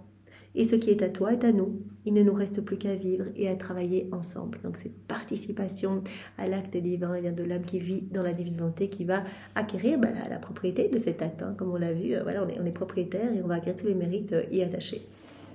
Donc tout nous appartient, on vit dans l'abondance. À contrario, eh bien, l'âme qui fait la volonté de Dieu, rien ne lui appartient, elle va recevoir comme un petit salaire, comme regardons cette image de serviteur par rapport à son maître. Voilà, s'il accomplit de bons et loyaux services, il recevra quelque chose, mais de durs sacrifices pour recevoir un petit mérite. S'il s'arrête, et c'est toujours tributaire des conditions extérieures, des circonstances, eh bien, on est aussi dépendant quand on fait la volonté de Dieu, on est dépendant. Eh bien, si on veut par exemple exercer la vertu de l'obéissance, on doit être soumis à l'obéissance. Si on veut exercer la patience, on doit avoir des personnes autour de nous pour pouvoir exercer cette vertu de la patience. Donc non seulement c'est tributaire des conditions extérieures, et puis on reçoit, mais par petite parcimonie, eh bien, des grâces, etc. Et si on s'arrête, comme Jésus le dit, si on s'arrête de travailler, etc., d'exercer toutes ces bonnes pratiques, eh bien, comme dit Jésus, ces âmes courent le risque de mourir de faim, c'est-à-dire de ne pas avoir la satisfaction du bien, la vie des vertus, mais de ressentir la sordide misère de leur passion. Tandis que pour l'âme qui vit dans la divine volonté, c'est une purification constante. On doit juste rester unis à Jésus. Il nous purifie, il nous sanctifie, il nous fait grandir à sa ressemblance et il nous donne tout. On est propriétaire de tout. Donc vraiment, Jésus nous a même dit dans un autre passage, il n'y aura plus toutes ces saintetés voilà, que vous connaissez d'avant Louisa. En fait, elles vont petit à petit disparaître au profit de cette sainteté divine. Voilà. Les saints avant Louisa peuvent représenter comme des petites étoiles, tandis que tous les actes que vous faites dans la divinité, eh bien, forment des soleils irradiants et magnifiques. Donc je veux vraiment voilà, qu'il n'y ait plus que des âmes vivants dans la divine volonté. C'est le plan de Jésus. Donc cela va doucement, mais nous pouvons vraiment contribuer, comme nous l'avons vu dans cette prière préalable, nous pouvons contribuer à faire descendre plus rapidement ce royaume d'amour sur la terre par nos actes en nous unissant à Jésus. Voilà. Après quoi, j'accompagnais l'ascension de Jésus au ciel. Comme il était beau, toute majesté, entouré de la plus brillante lumière, qui ravissait et captivait les cœurs. Et mon doux Jésus, toute bonté et tout amour, me dit: ma bienheureuse fille, il n'est rien dans ma vie qui ne symbolise le royaume de ma divine volonté. Voilà, on le sait que Jésus, chacun de ses pas, chacun de ses mouvements, chacun de ses regards, appelait ce royaume de la divine volonté. Il est venu avant tout donc pour glorifier son Père, ça on le sait, vraiment pour donner à son Père la gloire que les hommes ne lui avaient pas donnée depuis la chute d'Adam, mais il est venu aussi pour refaire toutes nos vies, pour nous reconnecter nos volontés humaines à la divine volonté. Donc tout était un appel de ce royaume si saint. Et il dit bien, il n'y a rien dans ma vie qui ne symbolise le royaume de la divine volonté. En ce jour de mon ascension, je me sentais victorieux et triomphant. Mes souffrances étaient terminées et je les laissais parmi mes enfants sur la terre pour les aider et les soutenir, comme un refuge où se cacher dans leurs propres souffrances et s'inspirer de mon héroïsme dans leur sacrifice. Donc voilà, je suis montée victorieux, je suis montée vraiment triomphant voilà, avec ce corps de gloire, en fait, vraiment ce vêtement royal. Je veux revêtir mes enfants de ce vêtement royal. Vraiment, tout symbolise le royaume de ma divine volonté, le triomphe du royaume de ma divine volonté qui va arriver. Et j'ai laissé à mes enfants mes souffrances, mes plaies, ma vie. J'ai tout laissé pour les soutenir, pour leur donner les remèdes pour se relever et se disposer à accueillir ce don de la vie dans la divine volonté. Voilà, pour que vraiment elles puissent être inspirées de mon héroïsme dans leur sacrifice. Je peux dire que j'ai laissé mes souffrances, j'ai laissé mes exemples et ma vie elle-même comme une semence qui grandit pour former le royaume de ma divine volonté. Donc tout est symbole vraiment du royaume de la divine volonté, le triomphe de Jésus qui part glorieux, magnifique, etc., sans souffrance. Les âmes qui vont vivre dans la divine volonté seront vraiment des êtres de lumière avec ce vêtement royal. Il n'y aura plus de place pour les souffrances, les maux, les vices, les maladies, les iniquités. Vraiment, Jésus nous donnera tout, on sera dans cette abondance. Et vraiment, il a dit, j'ai laissé toutes mes souffrances sur la terre pour que vraiment les âmes puissent s'en servir comme une sorte de médicament pour accueillir, pour se disposer à accueillir ce grand don que je veux leur faire, ce don de la vie dans la divine volonté. De sorte que je partais et je restais en même temps. Je restais en vertu de mes souffrances, je restais dans leur cœur pour être aimée. Et après que ma très sainte humanité fut montée au ciel, je me sentais davantage pressée par le lien de la famille humaine. Et comme je n'aurais pas été adaptée pour recevoir l'amour de mes enfants et de mes frères, que je laissais sur la terre, je suis restée dans le très saint sacrement, afin de pouvoir toujours me donner à eux et qu'ils puissent me recevoir continuellement. Donc, je les ai quittés, mais je leur ai laissé toutes mes souffrances, toute ma vie, etc., pour qu'ils puissent se servir de tout, et bien pour grandir en sainteté, pour vraiment se disposer à s'unir à moi davantage. Et je suis restée bien, dans chaque hostie consacrée, dans le Saint-Sacrement, pour vraiment m'unir à mes enfants. C'est ce que je veux, c'est vraiment mon plan, m'unir à mes enfants pour faire grandir ma vie divine en chacun d'eux. À chaque fois qu'on reçoit Jésus, tout ce qu'il veut, c'est former sa vie en nous, c'est grandir en nous. En fait, c'est ce plan de toute éternité, qu'il puisse prendre toute la place en nous, qu'il ne soit plus sur la croix, qu'il ne soit plus ligoté, qu'il ne soit plus asphyxié dans nos cœurs, à ne rien pouvoir faire, mais qu'on lui laisse cette place, qu'on lui laisse cette liberté de purifier nos âmes et de nous sanctifier, de tout nous donner. Je suis restée dans le très saint sacrement afin de pouvoir toujours me donner à mes enfants et qu'ils puissent me recevoir continuellement pour trouver le repos, le soulagement et le remède à tous leurs besoins.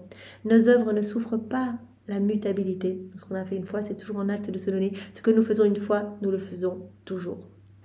J'avais aussi en ce jour de mon ascension une double couronne. Donc Jésus dit bien que toute sa vie a été vraiment le symbole du royaume de la divine volonté. Donc en ce jour de son ascension, donc on voit, il monte royalement avec ce corps de gloire, triomphe du royaume de la divine volonté. Il laisse les remèdes pour que les âmes puissent se disposer à acquérir ce cadeau. Il reste dans le Saint-Sacrement pour s'unir à nous, pour faire grandir sa vie divine en nous. Et dit, le jour de mon ascension, j'ai été accompagnée, donc une double couronne. J'avais une double couronne avec moi d'âmes. La couronne de mes enfants que j'ai amenée avec moi, donc toutes les âmes des limbes qui sont montées avec Jésus, que j'ai amenée avec moi dans la patrie céleste. Et j'avais la couronne de mes enfants que je laissais sur la terre. Il y avait un petit nombre d'apôtres qui a pu voir l'ascension de Jésus. Il symbolisait le petit nombre qui seront le commencement du royaume de ma divine volonté. Des enfants vivant dans la divine volonté. Donc tout est un symbole du royaume de la divine volonté. Je suis montée avec les âmes des limbes, cette couronne de mes enfants que j'ai amenée dans la patrie céleste, et je laissais un petit nombre d'âmes. Mes petits apôtres là représentaient en fait ce petit nombre d'âmes qui vont commencer à vivre dans la divine volonté. Tous ceux qui m'ont vu monter au ciel ont reçu de nombreuses grâces pour consacrer leur vie à faire connaître le royaume de la rédemption et poser les fondations de mon Église afin de rassembler dans son sein maternel toutes les générations humaines. Donc les apôtres qui ont vu Jésus monter ont reçu des grâces inouïes pour pouvoir vraiment avoir ce zèle de faire connaître le royaume de la rédemption et poser les fondations de l'Église catholique. Et alors Jésus dit, comme tout est symbole du royaume de ma divine volonté, ce petit nombre d'apôtres représente le nombre des âmes qui vont vivre dans la divine volonté, un petit nombre, il est vrai, mais qui vont recevoir tellement de grâce, en fait, comme mes apôtres qui ont reçu ce flot de grâce, ces âmes vont recevoir ce flot de grâce pour annoncer le royaume de mon divin vouloir. Les apôtres, c'était pour annoncer le royaume de la rédemption et pour établir les fondations de l'Église catholique. Les âmes vivant dans la divine volonté seront en petit nombre, mais elles vont recevoir tellement de grâce qu'elles vont donner leur vie pour annoncer le royaume de mon divin fiat. C'est ainsi que les premiers enfants du royaume de ma volonté seront peu nombreux, mais les grâces dont ils seront investis seront si grandes et si nombreuses qu'ils consacreront leur vie à appeler toutes les âmes à vivre dans ce saint royaume. C'est si beau, consacreront leur vie pour ramener des âmes dans ce royaume si saint. Une nuée de lumière m'a caché à la vue de mes disciples qui sont restés figés en regardant ma personne. L'enchantement de ma beauté était si grand que leurs yeux ravis ne pouvaient plus s'abaisser pour regarder la terre. Donc les apôtres ont vu Jésus s'élever vraiment dans la lumière. Il y avait cette nuée de lumière, ils ont été subjugués, émerveillés par tant de beauté. Si bien qu'il a fallu un ange pour les secouer et les faire retourner au cénacle. Voilà. De la même manière, les âmes qui vont vivre dans la divinité seront subjuguées par tant de merveilles, tant de lumière, toutes ces vérités reçues se laisseront travailler par cette lumière et vraiment auront cette soif de toujours plus de connaissances, de rester unis à Dieu, les yeux restés fixés vraiment sur les choses du ciel. Jésus va nous dépouiller des choses de la terre, nous donner cette sainte indifférence, ce saint détachement des choses du monde. Donc on voit bien que tout est symbole du royaume de la divine volonté. C'est également donc le symbole du royaume de mon vouloir. La lumière sera si grande qu'elle va investir tous les premiers enfants qui porteront la beauté, l'enchantement et la paix de mon divin fiat. Donc ces premiers enfants de la divine volonté qui vont vraiment être inondés de cette lumière et qui vont porter la beauté, l'enchantement et la paix de la divine volonté. De sorte qu'ils voudront connaître, ils voudront aimer un bien si grand. Voilà, donc on va recevoir tellement de grâce qu'on donnera notre vie pour parler du royaume, de la divine volonté, pour que de plus en plus d'âmes puissent s'y plonger, puissent s'abandonner dans les bras de Jésus. Le nombre n'est pas très élevé, Jésus a dit, mais ces âmes seront tellement recouvertes de lumière, seront investies de toutes mes grâces, de ma puissance, de ma sagesse, de tous mes attributs divins, et vraiment elles auront cette soif de toujours grandir davantage en intimité avec leur Créateur.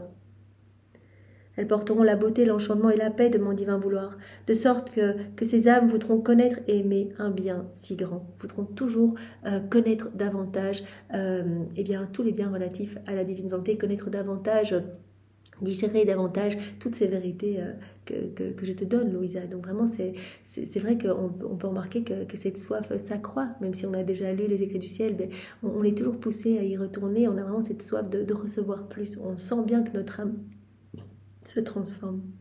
Le plus beau symbole est celui de ma maman présente parmi mes disciples pour assister à mon départ vers le ciel. Donc autre symbole, maman Marie à côté des apôtres, voilà, qui a assisté au départ de Jésus avec les apôtres. Elle est ainsi la reine de mon église, pour l'aider, la protéger et la défendre. Voilà, au milieu des apôtres, reine de l'église, pour protéger l'église, pour défendre l'église, pour aider l'église. Eh bien, elle sera présente aussi, c'est vraiment le symbole au milieu de mes apôtres, elle était là, eh bien, pour former cette église naissante, eh bien, elle sera là aussi, voilà, puisque les apôtres représentent le petit nombre des enfants qui vont vivre dans ma divine volonté, inondés des grâces, inondés de cette lumière, dans cet émerveillement, les yeux tournés vers le ciel. Ma maman sera là à leur côté pour vraiment les garder dans ses bras. Marie nous dit dans un autre passage que les âmes vivantes dans la divine volonté sont ses enfants préférés, qu'elle va en faire ses pâles copies. Donc ma maman sera là, présente parmi les enfants de ma volonté. Elle sera toujours le moteur, la vie, le guide, le modèle parfait, la majesté du royaume du divin fiat. Elle sera notre moteur. Elle sera la majesté du royaume du divin fiat si cher à son cœur. Ses ardents désirs, ses délires d'amour maternel sont de vouloir que ses enfants vivent sur terre, dans le royaume où elle a vécu. Voilà, tout ce qu'elle veut, c'est que nous puissions tous vivre dans ce royaume si saint, être heureux et partager sa gloire. Elle est la reine de ce royaume. Elle dit, je suis toute seule dans ce royaume, je veux non seulement dans le ciel, que les âmes vivent dans la divine volonté dans le ciel, mais je veux aussi sur la terre, que mes enfants puissent déjà jouir de cette grande joie, de goûter la vie des bienheureux ici-bas. Elle ne se contente pas d'avoir ses enfants au ciel, dans le royaume de la divine volonté, elle le veut aussi sur la terre. Elle pense que la mission de maman et de reine que Dieu lui a donnée n'est pas achevée, qu'elle ne sera terminée que lorsque la divine volonté régnera sur la terre, parmi les créatures. Elle se rend bien compte que sa mission n'est pas encore terminée, sa mission sera achevée quand nous serons tous revenus à ce pourquoi nous avons été créés, à cette place à laquelle Dieu nous attend, cette place d'honneur, voilà, la place d'Adam dans son état d'innocence. Elle veut que ses enfants lui ressemblent, elle veut faire de nous ces véritables copies, ces véritables images. Elle veut que ses enfants lui ressemblent et possèdent l'héritage de leur maman. Elle veut tout nous partager en fait. C'est pourquoi la grande dame met tout son cœur et tout son amour à aider la créature qu'elle voit disposée à vouloir vivre dans la divine volonté. Ça, Jésus nous l'a déjà dit, tout le ciel va t'aider à vivre dans la divine volonté. Si tu as cette ferme intention d'y vivre directement, tu vas être inondé de cette lumière et tu vas voir tous les saints qui vont venir vraiment t'entourer, t'encourager, t'embrasser, qui vont te donner leurs attributs, etc. Moi, je vais te donner tous mes attributs. Ma maman va déployer des grâces inouïes pour que tu restes fidèle et constante, vraiment, et que tu t'immerges tous les jours dans la divine volonté. Donc, ma maman sera à tes côtés à chaque instant pour te prendre par la main. Voilà. La grande dame met tout son cœur, tout son amour à aider la créature qu'elle voit disposée à vouloir vivre dans la divine volonté. Par conséquent, dans les difficultés, pense qu'elle est toujours avec toi pour te soutenir, comme tout le ciel d'ailleurs, comme la Trinité, voilà, tous sont là autour de nous, on est vraiment entouré de cette famille royale. C'est magnifique de se dire ça avec tous les éléments créés, vraiment on est reconnus, on avance. Voilà, pense qu'elle est toujours avec toi pour te soutenir, te donner de la force et prendre ton vouloir dans ses mains maternelles afin qu'il reçoive la vie du fiat suprême.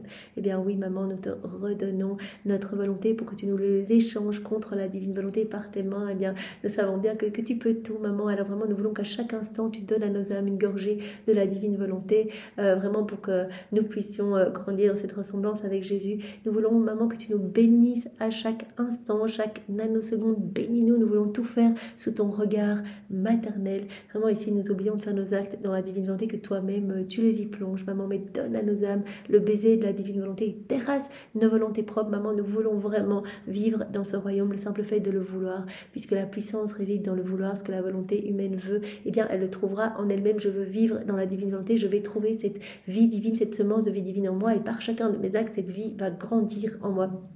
Je veux au contraire la vie de péché, etc. Eh bien, je vais trouver en moi cette semence de péché et je vais alimenter cette vie de péché par tous mes actes. Donc, désirons ardemment vivre dans la divine volonté. Jésus nous a dit, il suffit de le vouloir et le tour est joué. Vous le voulez, vous me le manifestez. Et moi, je m'occupe de tout, avec tout le ciel, avec ma maman, comme on l'a vu. Donc, on est entouré, on est dans cette abondance et tout nous appartient. Reprenons cette place de fils. Ne restons pas à cette place de serviteur à essayer de nous dépatouiller par nous-mêmes. Non, Jésus veut tout donner et c'est finalement la voie royale, en fait. Il nous veut vraiment à la place la plus élevée dans le ciel. Et il veut nous voir heureux, en fait. Vraiment, tous nos mots résultent de nos volontés humaines. Alors vraiment, cessons d'être dans le brouillard, laissons Jésus illuminer tous nos sens et vraiment nous faire grandir dans sa lumière, en fait, que sa lumière puisse nous inonder de partout et rejaillir de notre humanité, ainsi que son amour, et que cela puisse toucher tous nos frères et sœurs, et que ton royaume, Seigneur, s'établisse. Merci, Seigneur. Et vraiment, pour te remercier, nous t'offrons la maternité de ta maman, nous t'offrons ses baisers, ses étreintes, ses caresses, nous t'offrons son cœur immaculé. Nous te prenons dans nos bras, mais avec son manteau céleste, vraiment pour te réchauffer et réparer pour toutes les méchancetés humaines. Sois loué et adoré de tout, Jésus, avec ta volonté. Au nom du Père et du Fils et du Saint-Esprit. Amen. Belle journée à tous. Au revoir.